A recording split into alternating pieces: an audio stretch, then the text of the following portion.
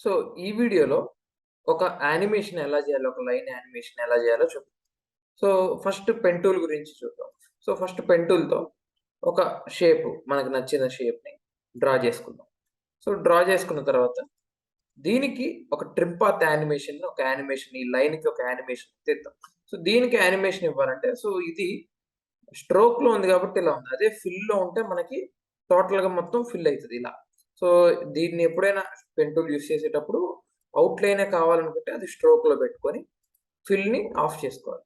Of చేసుకున్న తర్వాత so, దీనికి ట్రిమ్ పాత్‌ని యాడ్ చేయాలి. ఈ షేప్ లేయర్‌కి. సో, ఈ షేప్ లేయర్‌లోకెళ్ళి యాడ్‌లోకెళ్ళి ట్రిమ్ పాత్. సో, ట్రిమ్ పాత్‌లోకెళ్ళిన తర్వాత దీనికి కొన్ని యానిమేషన్స్ అనేది చేయాలి.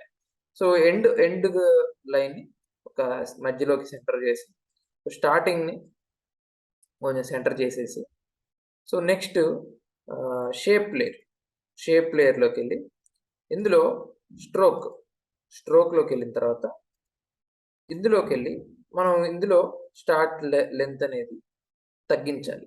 తగ్గిస్తే మనకి లైక్ ఒక టైల్ లాగా మనకి ఒక ఫార్మ్ అయితదనమాట.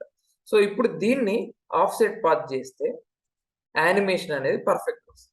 సో, ఇప్పుడు ఆఫ్‌సెట్ పాత్ చేయాలంటే కీ ఫ్రేమ్ క్రియేట్ చేసుకొని ఎక్కడి వరకు కావాలి ఆఫ్‌సెట్ పాత్ అనేది యానిమేట్ చేసుకోవాలి.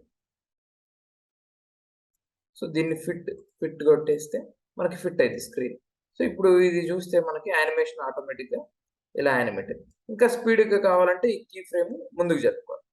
సో, అప్పుడు మనకిది ఒక తోకచుక్కలాగా యానిమేట్ అయితే అయితది. సింపుల్‌గా ఇలాంటి యానిమేషన్స్, మోషన్ గ్రాఫిక్స్ యానిమేషన్స్ అన్నీ మనం ఆఫ్టర్ ఎఫెక్ట్స్‌లో అయితే చేసుకోవచ్చు. ఇలాంటి చిన్న చిన్న యానిమేషన్స్ ఇలాంటివి. ఓకే. సో, ఈ వీడియో నచ్చితే ఈ వీడియో నచ్చినట్టయితే లైక్ చేయండి, షేర్ చేయండి, కామెంట్ చేయండి మరిన్ని వీడియోస్ కోసం.